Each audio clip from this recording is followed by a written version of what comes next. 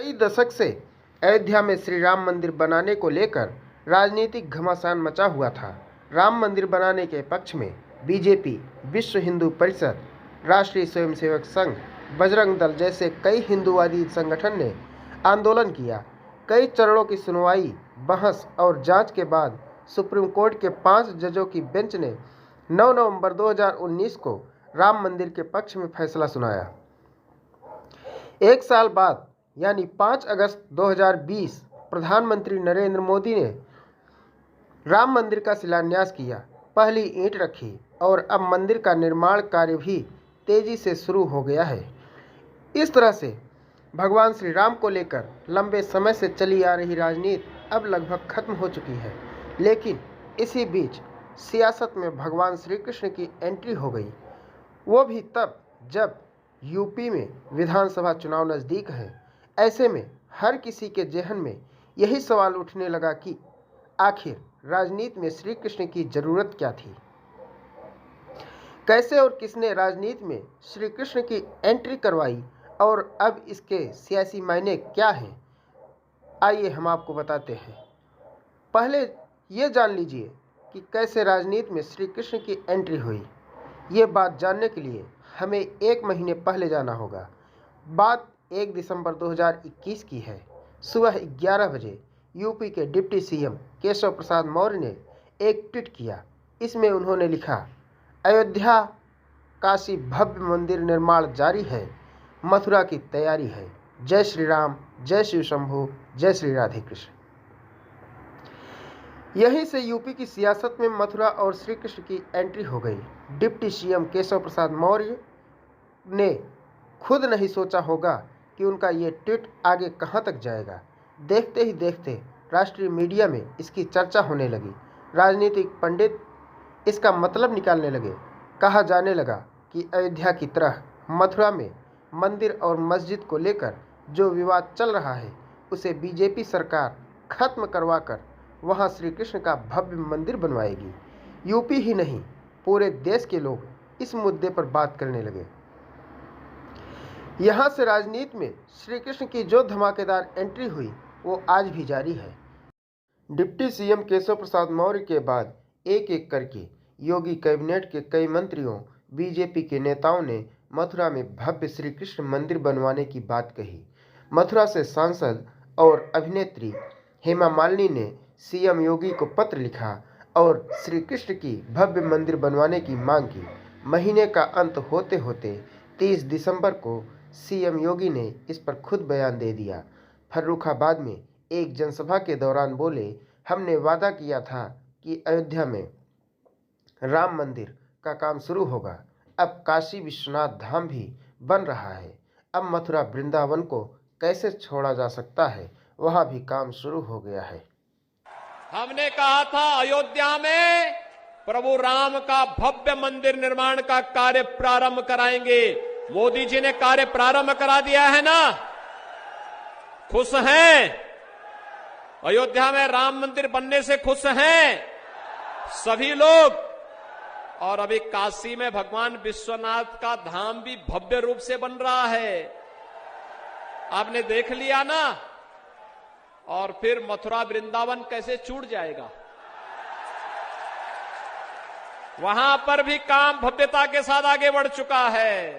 CM योगी के मथुरा का जिक्र किए हुए 1 हफ्ते भी नहीं हुए थे कि 2 जनवरी को भाजपा के राज्यसभा सांसद हरनाथ सिंह का बयान सामने आ गया। उन्होंने बीजेपी के राष्ट्रीय अध्यक्ष जेपी नड्डा को एक पत्र लिखा। इसमें कहा, मुख्यमंत्री जी ने कहा है कि जहां से पार्टी चाहेगी मैं वहां से चुनाव लड़ूंगा। वैसे तो हर विधानसभा क्षेत्र की जनता चाहेगी कि सीएम योगी आदित्यनाथ उनके यहां से चुनाव लड़े। मैं आपसे निवेदन करना चाहता हूं कि ब्रज क्षेत्र की जनता चाहती है कि सीएम योगी मथुरा से चुनाव लड़े। ये पत्र लिखने के लिए मुझसे स्वयं भगवान श्री कृष्ण ने कहा है। बीजेपी के राज्यसभा सांसद हरनाथ सिंह के बाद सपा प्रमुख और यूपी के पूर्व सीएम अखिलेश यादव के सपने में भी श्री कृष्ण आ गए।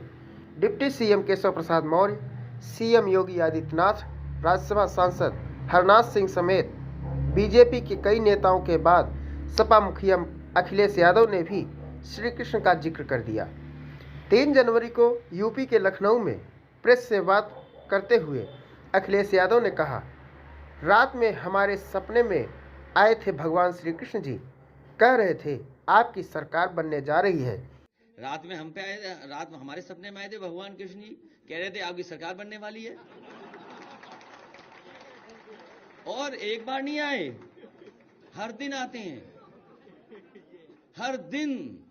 कोई दिन ऐसा नहीं जिस दिन भगवान हमारे सपनों में ना आकर के कहते हो कि आपकी सरकार बनने जा रही है। इनके तो पत्र पे लिखा है, हमें हर दिन सपनों में आते हैं। अखिलेश यादव ने सपने में श्री कृष्ण के आने का जिक्र क्या किया? यूपी के सीएम योगी आदित्यनाथ ने अखिलेश यादव पर फिर से पलटवार कर दिया।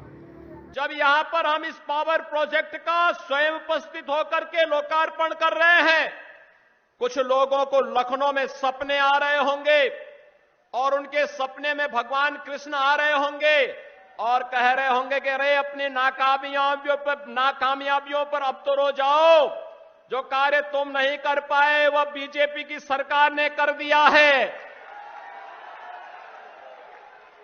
भगवान कृष्ण आज उनको कोस रहे होंगे और इसलिए कोस रहे होंगे क्योंकि भगवान कृष्ण ने उनको यह भी जरूर कहा होगा कि जब तुम्हें सत्ता मिली थी तब मथुरा, वृंदावन, बरसाना, गोकुल, बलदेव के लिए कुछ नहीं कर पाए, लेकिन वहां पर कंस को पैदा करके जवाहर बाग की घटना जरूर करवा दिए थे। यानी ये हरकतें थी पिछली सरकार की। वहां पर कृष्ण से मतलब नहीं, उनको भगवान कृष्ण से मतलब नहीं था, वे तो कंस के उपासक थे और कंस को ही पैदा भी करते थे। और तब वही कंस जब पैदा होते थे तो जवाहर बाग की घटना भी घटित होती थी, जिसमें एसपी सीटी मुकुल द्विवेदी भी शहीद हुए थे। अब हम आपको बताते हैं कि क्यों भगवान श्री कृष्ण बने हैं राजनीतिक मुद्दा। राजनीतिक विश्लेषक कहते हैं, बार बार चुनावी मंचों से भगवान श्री कृष्ण के नाम का जिक्र होने से ये बात तो साफ है कि भगवान श्री राम के बाद अब भगवान श्री कृष्ण भी राजनीतिक मुद्दा बन चुके हैं। अब ये जानना चाहिए कि इसके सियासी मायने क्या हैं। राजनीतिक विश्लेषकों के मुताबिक यूपी चुनाव में अखिलेश यादव के बयान से सबसे पहले ध्रुवीकरण का मुद्दा उठा। 1 नवंबर को उन्होंने एक जनसभा को संबोधित करते हुए पाकिस्तान के संस्थापक जिन्ना का नाम लिया। कहा कि जिन्ना भी स्वतंत्रता के नायक थे। जाहिर बात है कि उनका ये बयान मुस्लिम वोटों के लिए था। इसके बाद से बीजेपी को भी मुद्दा मिल गया। हालांकि यूपी में मुस्लिम वोटों के लिए लगभग सभी राजनीतिक दल जोर आजमाइश कर रहे हैं। सपा, बसपा, कांग्रेस और AIMIM समेत सभी विपक्षी पार्टियां मुस्लिम वोटर्स पर अपना हक जताती हैं। इस बीच जो छूट जाता है वह बहुसंख्यक हिंदू वोटर्स हैं। मथुरा में श्री कृष्ण, अयोध्या में श्री राम और काशी में काशी विश्वनाथ हिंदुओं के आस्था का विषय है। बीजेपी ये अच्छे से जानती है कि यही कारण है कि सपा ने जहां जिन्ना का मुद्दा उठाया वहीं बीजेपी ने श्री कृष्ण का जिक्र कर दिया। Bureau report, Prayagraj 24x7 news.